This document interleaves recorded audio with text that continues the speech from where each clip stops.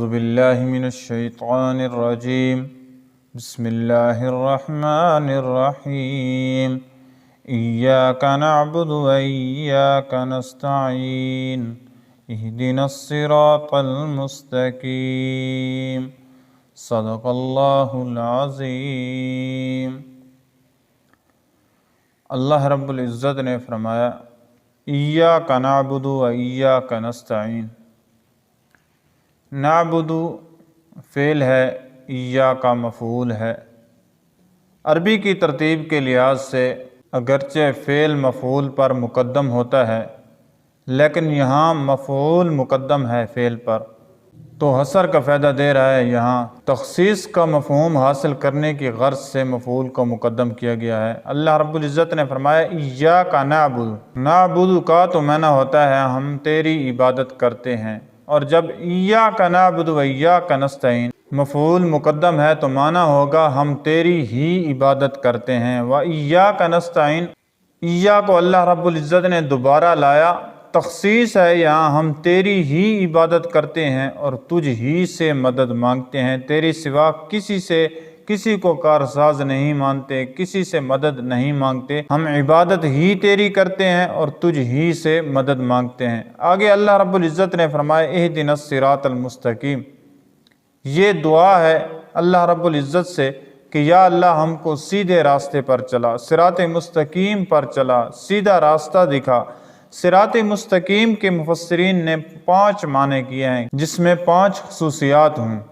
پہلی وسیع اور کشادہ ہو، دوسرا مستقیم ہو، سیدھا ہو، تیسرا سب سے نزدیک راستہ ہو، چوتھا منزل مقصود تک پہنچنے والا راستہ ہو، پانچواں منزل مقصود تک جانے کے لیے اس کے علاوہ کوئی اور راستہ نہ ہو۔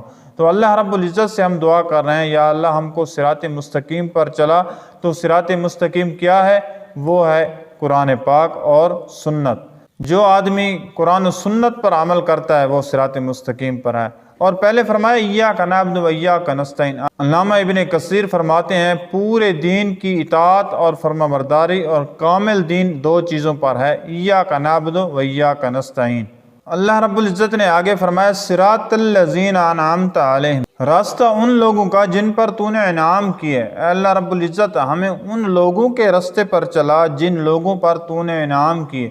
انعام کن لوگوں پر کیے؟ قرآن اپنی خود تفسیر کرتا ہے، اور قرآن کی تفسیر کا پہلا درجہ بھی یہی ہے کہ قرآن اپنی بعض جگہ پر بعض آیتوں کی خود تفسیر کر دیتا ہے۔ تو انعمت علیہم کون ہے لوگ جن پر اللہ رب العزت نے انعام کیا؟ اللہ رب العزت نے فرمایا وہ لوگ الذین انعم اللہ علیہم من النبیین والصدیقین والشہداء والصالحین، وہ لوگ جن پر میں نے انعام کیے وہ نبی ہیں، صدیقین ہیں، شہداء اور صالحین نیکوکار لوگ ہیں جن پر میں نے انعام کیے۔ اور ہم بھی یہی دعا کرتے ہیں ہر نماز کے اندر اہدنا الصراط المستقیم، یا اللہ ہم کو سیدھے راستے پر چلا، اس راستے پر چلا جن پر تو نے انعام کیے، اور اس راستے پر نہ چلا غیر المغضوب علیہم ولا الضالین، نہ کہ ان راستے پر جن پر تو نے غضب کیا اور جو لوگ گمراہ ہوئے۔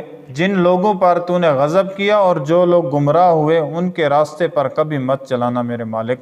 مغضوب علیہم، مغضوب جن پر غضب ہوا، جن پر اللہ رب العزت کا عذاب ہوا، جن پر اللہ رب العزت نے عذاب نازل کیا، نافرمانی کی ان لوگوں نے اور ان پر اللہ رب العزت نے عذاب نازل کیا۔ والضالین سے مراد گمراہ لوگ ہیں جو راہ سے ہٹ گئے ہیں اور گمراہی کے راستے پر چل پڑے ہیں۔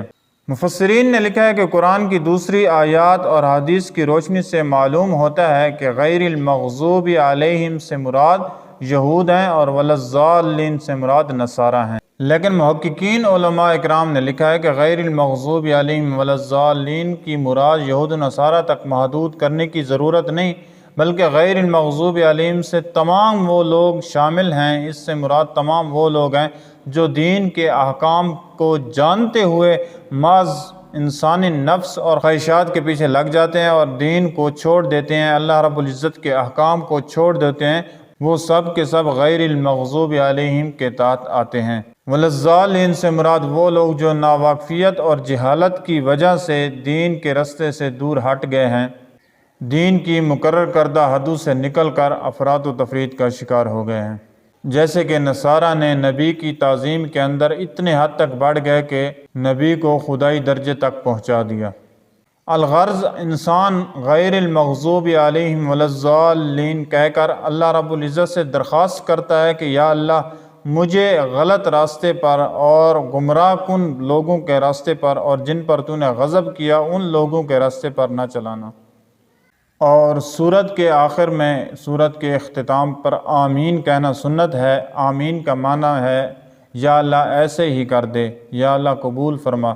گویا کہ جو سورت فاتحہ کے اندر ہم اللہ رب العزت سے دعا کرتے ہیں، اے اللہ ہم کو صراط مستقیم پر چلا، اے اللہ ہم کو انعام یافتہ لوگوں کے راستے پر چلا جن پر تو نے انعام کیے، اے اللہ اہل انعام کے راستے پر چلا، اہل غضب اور اہل ضلال کے راستے سے الگ رکھ۔